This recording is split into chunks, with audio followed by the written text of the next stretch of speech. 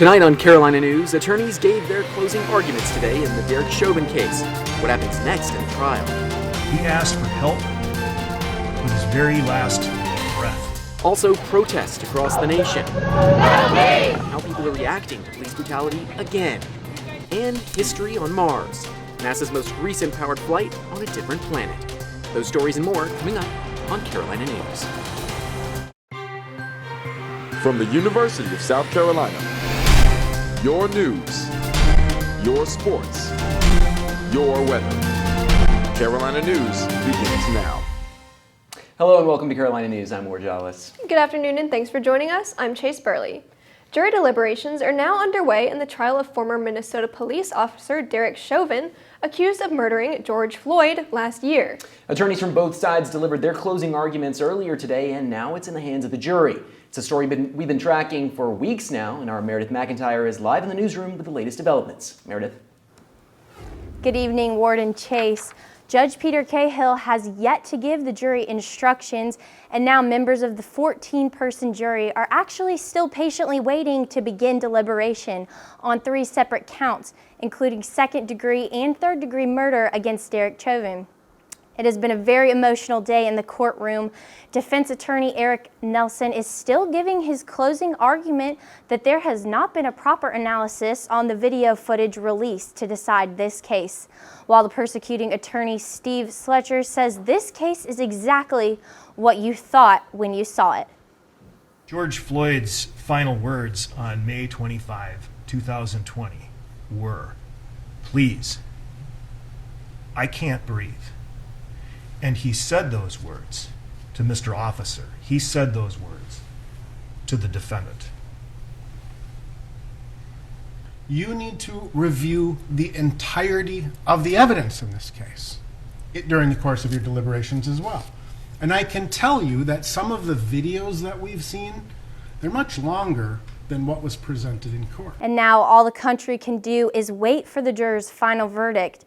Deliberations are expected to begin today, but there is no answer for how long they may take. However, the jury will stay in a hotel because they are not allowed to go home until deliberations are over. Live from the newsroom, I'm Meredith McIntyre. Back to you in the studio.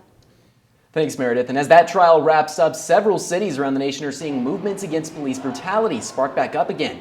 Part of the reason cities like Raleigh, Charleston, and bigger areas like Chicago are seeing this spark is because of the recent police killings of Daunte Wright and Adam Toledo.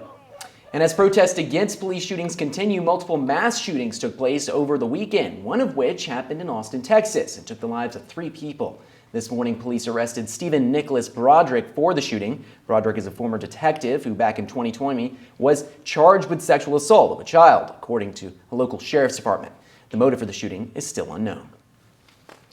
We've been having some lovely weather here in the City of Dreams, and our Fallon Adams is at the Kennedy Greenhouse enjoying the sunshine. Yeah, Fallon, please tell me this beautiful weather is here to stay. It's sunny and 75 degrees here in Columbia, and it's time to break out those shades. While the warm weather is here to stay, you may not need these sunglasses this weekend. I'll have more on your 5-day forecast later in the show, but for now, back to Ward and Chase in the studio. Yeah, Fallon, and as of April 8th, state officials had reported that over 890,000 South Carolinians have been fully vaccinated. Some of these people, however, are still reporting infection. Carolina News reporter Ray Stevens has more on these breakthrough cases. Ray?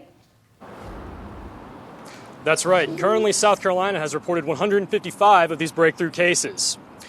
These infections are rare and mild amongst South Carolina citizens as well as nationally. According to the South Carolina Assistant State Epidemiologist, Dr. Jane Kelly, these were to be expected. It's been anticipated. So the fact that we have some breakthrough cases in South Carolina and the United States, that's to be anticipated. Of the only 155 cases reported, 17 have been hospitalized and 1 has died. So while these numbers show that the vaccines are not 100% effective at blocking infections, they reaffirm their overall strength. The Pfizer and Moderna vaccines were reported to be 90% effective, while the Johnson & Johnson single-dose vaccine was reported to be 72% effective. DHEC has identified no trends, meaning mutations or variants, in the state's current breakthrough cases. Many of those breakthrough cases were asymptomatic. They were people who, for example, were working in long-term care facilities, and even though they're fully vaccinated, they would get their weekly swab. They would get a test as a routine. So some of them were discovered that way. Others had mild symptoms. South Carolina's low number of breakthrough cases is comparable to other states. For example, Georgia, as of April 6th, reported 372 suspected cases, and North Carolina reported 111. The CDC reported 5,800 breakthrough infections nationally, as well as 396 requiring hospitalization and 74 deaths. Live from DHEC, I'm Ray Stevens. Thanks, Ray. Dr. Anthony Fauci says that he's hopeful the controversial Johnson & Johnson vaccine will be back by Friday of this week. This comes after the vaccine was paused in the U.S. after the CDC and FDA reported that it was linked to blood clots.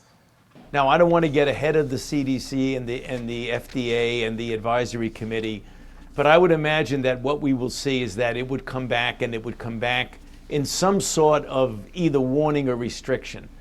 Blood clots have only been found in 6 people out of the close to 7 million U.S. citizens who've been administered the Johnson & Johnson vaccine. More and more vaccines are being administered, but less and less at the Columbia Place Mall. As of Friday, FEMA says the mall has administered a total of 700 vaccines, but have 1,000 available per day. To get more people into the drive-thrus, they've put up electric signs along the roads and started accepting walk-ins. And those without a car can use public transportation to get to the mall. And today, DHEC is reporting over 500 new COVID-19 cases and 13 more deaths. In the United States, there have been more than 560,000 total deaths. Over half of the country has started the vaccination process, and that should increase as every American is eligible to receive the vaccine starting today. Almost 1/3 of Americans are fully vaccinated. Meantime, earlier this morning, the Lexington County Coroner held a public burial service for 25 members of the community. The service honored deceased individuals who either were not claimed by family or friends or couldn't afford a traditional burial. In 2020, the coroner's office buried 43 people in a ceremony that was private due to the coronavirus pandemic. A similar burial was held in Richland County on Sunday for 23 individuals. When we come back, schools in Orangeburg are officially back face-to-face learning 5 days a week. And later, a weather station in your own backyard. See how one man is helping provide hyper-local forecasts to residents in the Midlands. Stick with us.